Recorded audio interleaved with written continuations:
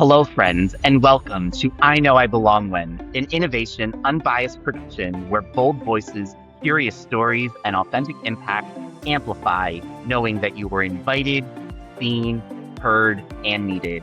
I am your host, Christopher Bylone, Principal Strategist at Innovation Unbiased. This is more than a conversation. It is a movement, a mirror, a megaphone, one where raw truth meets radical hope. Welcome back to the show. If you think inclusion is a feel-good buzzword, today's guest is your reality check with receipts. Stacey Gordon is the bias disruptor behind Rework Work and the author of Unbiased, Addressing Unconscious Bias at Work, which reached #1 on several Amazon new release lists. And her LinkedIn learning program on unconscious bias became the most watched course on the platform in 2021, reaching global audiences in multiple languages. That is why she gets frustrated, like really frustrated, by the decline in honest conversations about improving workplace culture. So she does what she does best, solves problems creatively, builds systems leaders can actually run, and turns "we should have done this better" into "here is how we will do it better." Stacey will also tell you straight up she is not a make a mood board creative. Give her a thorny talent problem and she's a machine.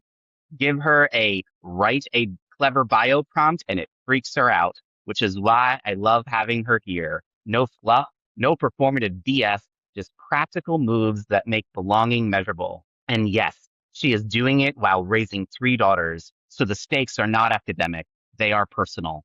Fun fact, she is part proper Londoner, part Smart Street New Yorker, with Caribbean and South American flavor thrown in, which might explain why she blends no nonsense with full-hearted humanity. Today, she is here to share the moments she knew she belonged, the moments that tried to convince her she did not, as well as to give us a blueprint for what accountability looks like when leaders actually lead. So grab your drink of choice and have a seat and get ready to rework work. Stacey, welcome to I Know I Belong When. Thank you so much. I mean, I sound awesome there. I feel like we could just drop the mic and end the podcast. Like, what else do you want to know? Well, you are awesome, Stacey. I mean, like our friendship has been for a while, and I have seen you do many, many great things. And so, thank you for just bringing your awesomeness to the podcast. Really, really appreciate it. Thank you. Thank you. I'm excited to be here because this is such an opportunity to just continue to spread the word, right, about all the great things that I know leaders can do in the workplace, but for some reason don't. And that's the part that just always gets to me. I'm like, you were so close. You were like right there. You just needed one more step. I promise it's not going to hurt. Yeah, no, no, it'll be okay. It'll be okay. We're here to help. We're here to help. And that's one of the reasons why I created this podcast, right? Because I wanted leaders, not just leaders, but everyone to know that doing their part is actually what is needed to make belonging possible. We need everyone part of this journey, not just the leaders, but our individual contributors and people who are just out there in the world being themselves, and how are they creating belonging around them. So, Stacey, let's dive into the conversation. You have been called a bias disruptor and reality check for anyone who thinks inclusion is just a buzzword. What does that title mean to you personally? Personally, I would say it really is just about doing not only what's right, because I'll be honest, I am not a do-gooder, right? Um, but I do think that we have to recognize humanity in the workplace. And I've just repeatedly been frustrated by the kinds of decisions that get made that people seem to think are okay and Hmm. affect so many individuals negatively. I think for me, it's about really just looking at the decisions that we're making and saying, stop, right? Don't make that decision. Have you thought about the effects of that? No, you haven't. And it doesn't make you a bad person, but it does make you one that maybe is uncaring, unfeeling, maybe selfish, right? Like there are some words in there that aren't that positive that you might be, right? And we can change that though. I think so for me, it's about, we just kind of jokingly tell people, you get a good angel and you get a bad angel on your shoulder. I'm like, you don't need either of those. You just need me just being like, before you make that decision, have you thought about it, right? Who is it going Right. to affect? What does that look like for you? Or sometimes I like to think of myself as like the sand in your shoe, you know? Mm, It's like that right, right. that annoying thing you just can't get rid of. You're like, I thought I shook this out. It's like, no, still here talking about the decisions that you're making and how this is affecting your team and what that's going to do for the future and how that might change your retention metrics. Yeah, it's like the P in The Princess and the Pea. Like, you gotta just be annoyed about what's there. So you are a constant reminder about what you need to do to make sure that you're being inclusive Right. all the time, right? Yeah. And I think the positive of it, though, I frame that in a negative light, right? So Right. people are like, oh, get her out of here. I'm annoyed by her, which I'll be honest, sometimes that is what people think at first, right?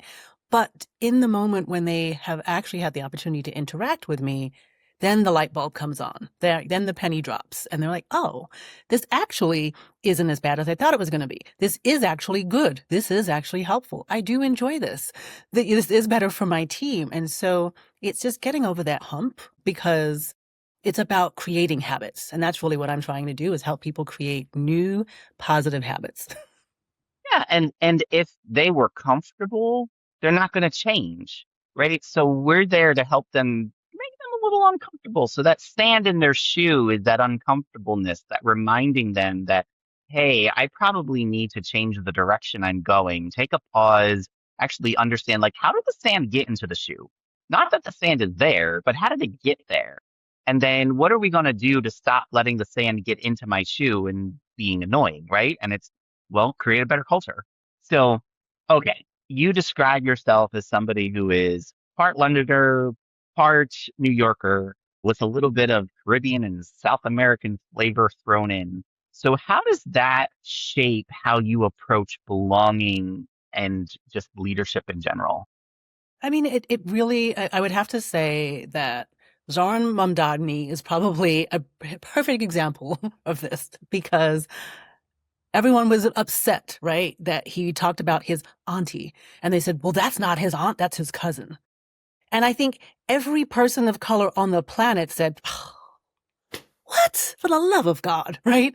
Like there's just this collective knowing that happens because we are used to, like I have so many people in my family who I'm using air quotes when I say this, right? Who are not actually family members. There are certain people that I will call an aunt or a cousin. I don't actually know if I'm related to them or not. I couldn't hand to Bible tell you they've always been an aunt or they've always been a cousin. And that's just who they are. Now, are we actually blood related? I don't know. Why do I bring that up? Because that's what that looks like, right? There is this knowing, there's this thing that happens when you go into a space. You don't automatically center yourself and automatically assume that you know what someone's thinking or automatically assume that you understand what's happening in the room. And I think that for some folks who see themselves as not having a lot of culture, who see themselves as very homogenous and have always been sort of the top of the proverbial human food chain, there is this sense of, I'm going to walk into a room, I immediately understand everything, everyone caters to me, and I've got this.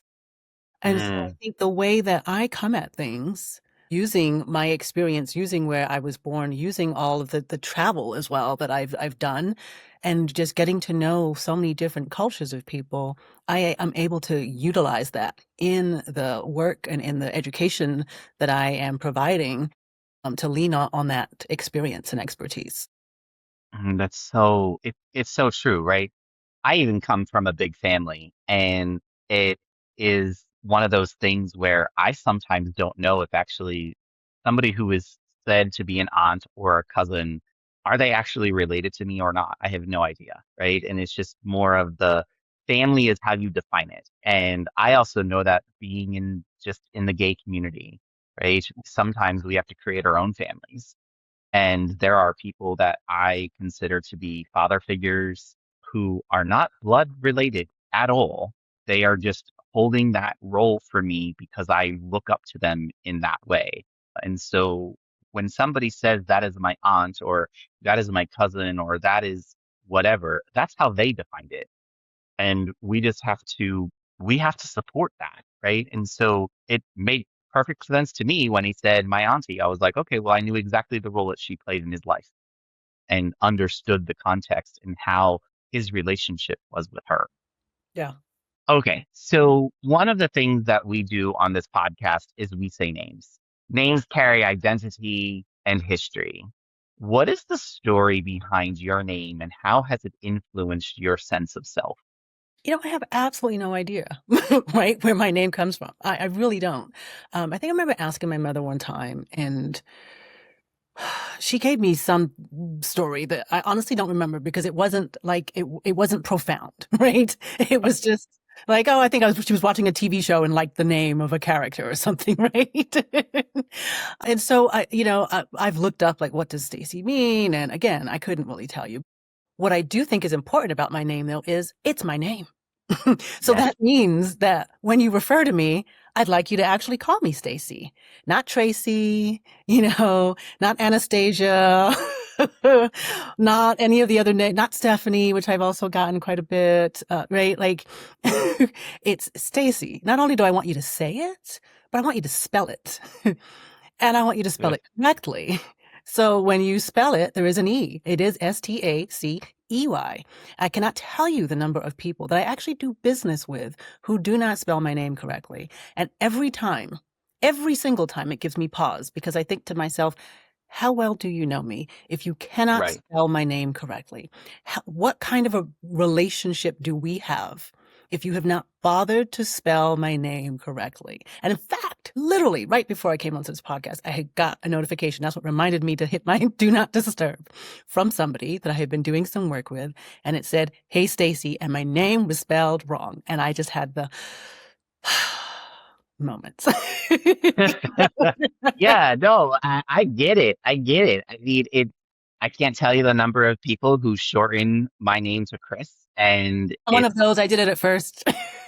yeah, everybody does it. I give people the benefit of the doubt the first time.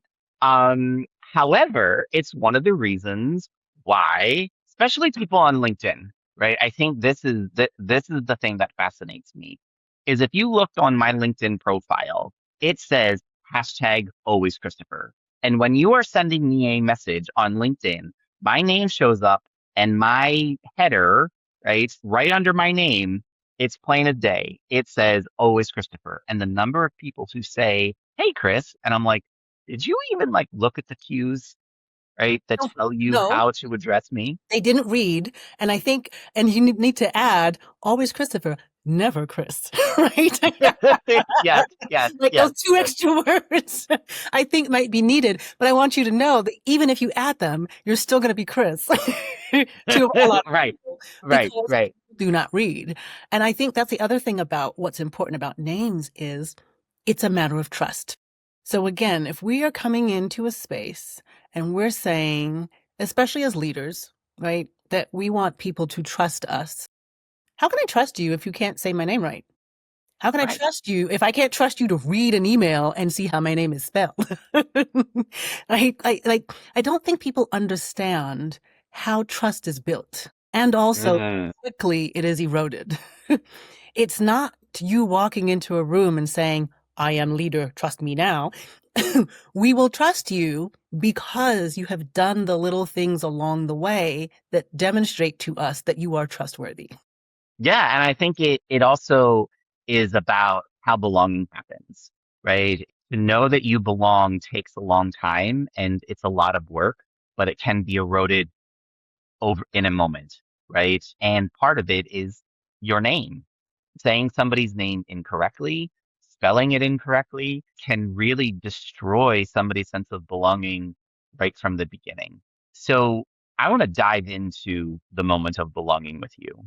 So can you share the first moment in your career or any part during your journey where you thought, I belong here? I would have to actually say it was probably when I was working for an HR association. Mm, And that was probably because the hiring that happened was not done in an unbiased way, right?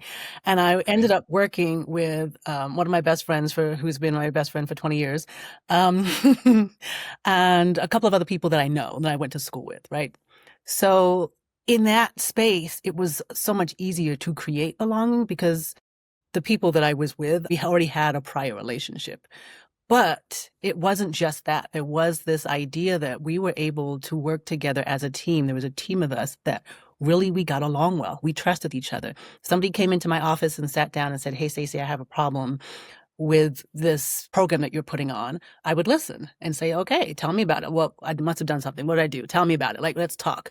We could just sit and have, like, we had psychological safety, right? It was Mm, totally fine to go into somebody's office and be like, "This sucks. I hate it. I'm pissed off about it," and go on a rant. And then they'd go, "Okay, you done? So how are we going to fix it?" Right? right. It wasn't taken personally. Like, I didn't walk in and say, "I hate you. You suck." But it was like, "I'm frustrated in this moment and I need you to hear me. And now that I've gotten that out, can we work on fixing this?" Right? Well, that's perfect. I mean, that is just how belonging happens, right? And psychological safety is that the root of it. And so really powerful. And yes, it's okay to be hired by your friends, folks. Right? Don't worry. Got a caveat to that, but continue. No, go ahead. Go ahead, Stacey. What's your caveat? I mean, listen, I do a lot of training for recruiters, okay? And the number one thing we talk about, we were talking about bias disruption, right? Yes, So if you are hiring, it is okay to hire your friend if they have gone through the exact same process that all of the other candidates have gone through, right? Like, I fair. mean, I don't think, and I get it. When you do a startup, right? What does everybody do? They're like, "Oh, I'm going to grab this person and bring them together." I get that that's a slightly different conversation. But if you are running an organization and it is your job to hire and you bypass everybody and say, "I'm going to hire Stacey," that's a problem. Right? True. So Very, very true. Very so true. I just want to be very clear. Like, I will not be on a podcast telling people that it's okay to hire your friends. It's okay to hire your friends if they happen to have the qualifications. They've actually gone through the same standard process that everybody else has gone through, and they came out on top of the process. No, very, very, very, very true. Very true. Trying to make light of the situation, but thank you for bringing us back. What Like you said, I don't, I'm like, wait. Hold up. But that one's not sneaking past me. No, no, no, no, fair. But this is what happens when two friends get into a conversation. We kind of just like let our hair down and just have fun. And sometimes we forget that this is being recorded and being viewed by millions of people. Holding each other accountable is exactly what needs to happen. So, friends who are listening, hey, this is in real time how bias disruption happens. You're welcome. Okay, so let's shift the tone just a little bit. You say you get really frustrated by the decline in honest conversations. When was there a time that that frustration made you feel like you did not belong someplace?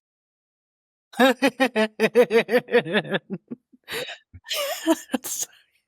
like, I guess I can go with the most recent, which was the conversation that happened right at Shrem Blueprint with Robbie Starbuck and Van Jones. And I was like, "I do not belong in this room. I am not sure why I'm here." Oh, This was not for me. I'm not sure who that was for, but I mean, I've heard that some people got great stuff out of it. I don't know what. I would like to know. But there was a moment where Van Jones said, "I'm triggered." And I said, "Me too. Me too." And I thought to myself, why am I still here? Why have I subjected myself to this conversation? Why did I mm, sit here and allow this man, and when I say this man, I mean Robbie Starbuck, to infiltrate my brain? Because I already know what he has to say. And I already know his stance on things. And I know that he did not come for dialogue, despite him saying that. He came to platform his opinion. I was like, why? Why am I here? This is not a space of belonging. It's not a safe space for people of color. It's not a safe space for HR professionals, because he stood up there and told everybody that we were all Marxists and stupid. So oh Lord. I was like, I definitely don't belong in this room right now. And I promptly just got up and left. Well, I don't know if I should say thank you for being there because that was one of the reasons why I did not show up in that space to start with, right? So, yeah. Whew, Lord, I can just imagine what was going on in that room and in other conversations. And But I think if we were to translate that to the workplace, right? How many people have been in a boardroom or in a meeting room or in a staff meeting, and someone has come in with a policy or an opinion that is just off the rails, and that it is being listened to as if this is like, something that we really should be considering. And you're looking around going, what is everybody? Do y'all hear what he just? So we're just gonna, we're just not gonna call out what just happened. right? Like, how many times has that happened, right? And what do you do in that situation? And I think for a lot of people, we have to think about what you do depends upon who you are in that context, right? Do you have positional power? Can you actually stop that conversation in its tracks? Or are you somebody who kind of ends up having to kind of sit there and listen? Do you have the opportunity to say, I'm not sure this is actually the right time for us to have this conversation. Can we take this offline? Right? Like, who are you in that moment, and what type of power do you have to influence, change, stop the conversation that's happening? And I think a lot of times the advice that we give to people is very one track minded, Mm-hmm. not really thinking about, well, that might work for this set of people, but not this set of people over here. And we really have to understand context. Yeah, very much so. So, in helping to understand context, what advice would you give to leaders who think non-belonging is just an individual problem and not a systematic one? No, I can't say that. I would say It's an unfiltered conversation. So, Stacey, just say the it. first thought I had was that's dumb. Um, Okay, fair, fair. okay, yes. So to me, belonging is the flip side of inclusion, right? Belonging is not something that you can't make happen, right? I can't pull you into a room, Christopher, and say, great, now you're here, you belong, right? I Right. can't do that. But what I can do is I can pull you into the room and say, Christopher, I would like to invite you into this space. I want to make sure that you're comfortable here. What can I do to provide resources, tools? What do you need? Right. And as I do that, over time, you are going to feel more comfortable because I have actively included you. So inclusion is an action. It's not something we talk about. It's something we do. And when I've done my part and I have been inclusive, you that will then hopefully feel as though you belong. So to me, belonging is the result of my active inclusion. Mhm. So true. That's why I have the belonging formula, right? It's the outcome. Belonging is the outcome of when we have inclusive leaders, we're diversifying the organization, we are creating equitable policies and practices, and we make sure that it's accessible to everyone. So it's really you're right. We can't say, Stacey, you belong here, right? Wait, we would like to say it. It's a great phrase to say. However, it's a statement that has to come from you. It's an I statement, right? It is I know I belong. And that's one of the reasons why the title of the podcast is I Know I Belong When, is because it has to come from your perspective. I can't tell anybody that they do belong in the space because they have to come to the realization themselves. But the only way that they come to that realization is if we are providing the space for that and the foundation for that to happen. Right. And I think the other part of that is that sometimes you can be actively inclusive and the other person still doesn't feel that they belong. It doesn't mean that you then turn around and say, oh, see, I tried out, never doing that again. Right. It just Right. means that this one individual, it didn't work for them, right? Maybe this wasn't the right environment. Maybe this wasn't the right space. Maybe you were doing something that wasn't actually being inclusive, even though you thought you were, because I see that happen a lot too, where it's like, well, we tried. Okay. And then this one person left. So because this one woman quit, or this one Black person quit, or this one queer person quit, you're now going to just abandon all the policies and all of the things because it didn't work in this one instance. Yeah, yeah, yeah, yeah. Because it's got to be repetitious, right? You got to keep doing it and practicing and flexing the muscle. And when that person does exit, when they say, "Hey, I don't belong here," do some introspection and say, okay, what did happen? Right? Don't think we did everything we were supposed to do and it didn't work. Actually, have some of your own accountability and hold up the mirror and say, is there anything else we could have done to help this person understand that while we wanted them to know that they belonged, it didn't work for them. So what do we have to do so this doesn't happen next time? So I want to dive in a little bit into accountability. So what does the role of accountability play in keeping belonging alive when the spotlight fades, right? When there's nobody looking, how do you make sure that we still hold people accountable? I mean, accountability has always been in short supply in a lot of workplaces, and that's frustrating. Because, I mean, how many times have we seen over and over again where people leave because of a bad manager, right? And that manager continues to stay. We keep the manager and we continue to allow these people to leave. And then we turn around and blame the people who left Mm, for the problem. mm, When it's like, actually, no, I think it's John. I'm telling you, John's a problem. Probably might want to replace John or give John some training or maybe change John's role or I don't know, but common denominator here is John. Oh, wait, no, John's still here. Okay, right? Like, where is the right. accountability? And so I do think that accountability is going to come in a number of different forms, but we first have to actually want to do it. In That's so so true. many instances, there isn't a desire to actually hold people accountable. Because once you figure out what you want to do, we can come up with, we are smart people. We can come up with all kinds of policies and rules and whatever we need. But first we have to say, but do we actually want to do that? Because if we hold John accountable, then we've got to hold Ted accountable, and we've got to hold Michael accountable, and then we've actually got to change all this policy. And that sounds like a lot of work. So, you know what? We're just going to leave John alone. Right, right. How many organizations have we seen where it's like, well, we don't want to open up that can of worms. And it's like, okay, well, no wonder why people don't feel that they can contribute and why you are having high turnover rates with underrepresented groups and why you're having EEO complaints, happening on a daily basis because you're not holding people accountable and changing and outlining the expectations of your organization and holding people accountable to those expectations. I always consider it wage theft. I'm like, if I'm a leader in an organization and it is my job to ensure that I have a team that is productive and I'm constantly having turnover, that means that I'm not doing my job properly. There's a job description that I am failing here. And I Right. don't understand why that's allowed. I'm costing the company millions of dollars every year in training, in hiring costs, in all the different things, right? Lost productivity.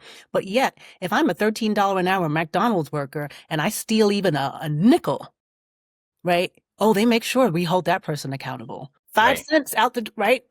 Why is it that we make sure we have policies and practices to ensure that all of our frontline workers, right, they can't step out of line, they can't be rude to a customer, they can't. I mean, I'm not saying I'm not advocating stealing, right? But I'm just saying you can't. Your retail drawer better not come up short, right? Like all these different things, and we punish so swiftly and quickly. So it's not that we don't know how to do accountability. We do. We absolutely know how to do it. We just only want to apply it to people that. Well, I think it's also because of how we track the money, right? I think if, here's some secret sauce, folks, right? When you're talking about the cost that it takes to recruit somebody, that's coming out of the talent acquisition budget. That's normally not coming out of the hiring manager's budget. And so they're like, whatever, like talent acquisition will find me a new person, right? But if we actually start putting the cost of recruitment and the cost of training into a manager's budget, and people can start seeing, people higher up than that manager can start seeing the cost that that manager is accruing in the organization, then that's when accountability is going to happen because they're actually starting to see the dollars, right? And so we have to make sure that all of our business practices are tied back to the bottom line. Even the work and belonging, we have to tie it back to the bottom line of the business because that's what business leaders are going to look at is how am I making more money?